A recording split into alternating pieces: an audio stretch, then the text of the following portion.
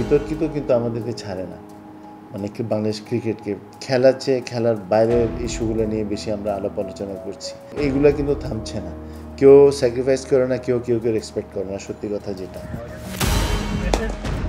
নাজমুল হোসেন শান্ত কেন হঠাৎ করে টেস্ট ক্যাপ্টেন্সিও ছেড়ে দিলেন এ প্রশ্নের সদুত্তর নেই কারো কাছে। তবে যতটুকু জানা গেছে, ওয়ানডে দলের দায়িত্ব থেকে সরিয়ে দেয়ায় অপমানিত বোধ করেই এই সিদ্ধান্ত নিয়েছেন শান্ত। পুরো প্রক্রিয়া নিয়ে প্রশ্ন রয়েছে খোদ বোর্ড কর্তাদের মনেই। বাংলাদেশের 90% লোকরা কিন্তু টিমের পারফরমেন্স হবে ক্যাপ্টেন্সি মূল্যায়ন করছে, বাট ওটা কিন্তু কোনোদিন হওয়া উচিত না। বাংলাদেশে কিন্তু আপনি দেখবেন টিম খারাপ করলে ক্যাপ্টেনকে বাদ দিয়ে দিচ্ছে, টিম ভালো করলে আপনার ক্যাপ্টেন্সি খারাপ করতেছে তাও কিন্তু ক্যাপ্টেনের মেয়াদটা আমরা বাড়িয়ে দিই। তো এই জিনিসটা হওয়া উচিত না। আপনার ক্যাপ্টেনকে তো সুযোগ দিতে হবে। এত তাড়াতাড়ি আপনার ক্যাপ্টেনও বানানো উচিত না এবং এত তাড়াতাড়ি ওর থেকে ক্যাপ্টেন্সি নেওয়া উচিত না। তো শান্ত কিন্তু এখন মনে করেন, আমি মনে করি যে ক্যারিয়ার তো ওর এখন শুরুর দিকে, ওর এখন অনেক বছর আছে যে ক্রিকেট দেওয়ার। সো এই আর্লি স্টেজেই মনে করেন যে আপনার ক্যাপ্টেন হয়ে গেল আবার বাদ দিয়ে দিল, তো বা সরে গেল, তো সেটা কিন্তু মানে ইন্ডিভিজুয়ালি এটা কোনো সময় একটা প্লেয়ারের জন্য ভালো না। 2023 ওয়ানডে বিশ্বকাপ থেকেই মাঠের বাইরের সব কাণ্ডে রীতিমতো রঙ্গমঞ্চ হয়ে উঠেছে দেশের ক্রিকেটাঙ্গন। কে কখন কোন দায়িত্ব পাচ্ছেন, কে সরে দাঁড়াচ্ছেন, কাকে বাদ দেওয়া হচ্ছে, এসব মনে রাখাই কঠিন হয়ে যাচ্ছে। সব মিলিয়ে টালমাটাল অবস্থা।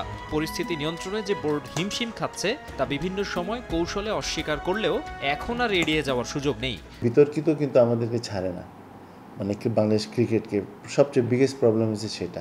আপনি লাস্ট ওয়ার্ল্ড কাপে দেখেন একটা বিরাট হলো, সেটার জন্য পুরো টিম এফেক্ট করছে, তারপর থেকে তো করে যাচ্ছে এবং এইগুলো কিন্তু থামছে না।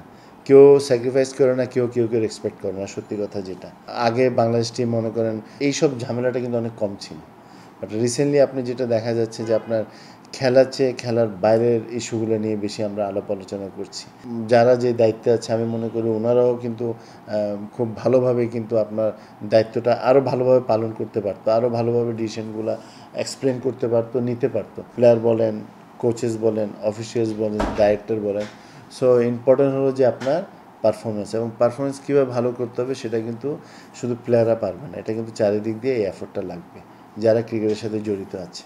এসবেরই প্রভাব পারফরম্যান্সে স্পষ্ট। ব্যর্থতার ঘেরাটোপে বন্দী ক্রিকেট দল। ক্রিকেটার, টিম ম্যানেজমেন্ট থেকে শুরু করে চাইলেও যার দায় এড়াতে পারেন না বিসিবি কর্তারা। তিনটা ফরম্যাটে খেলছে। মাকসুম আলম খান, সময় সংবাদ, ঢাকা।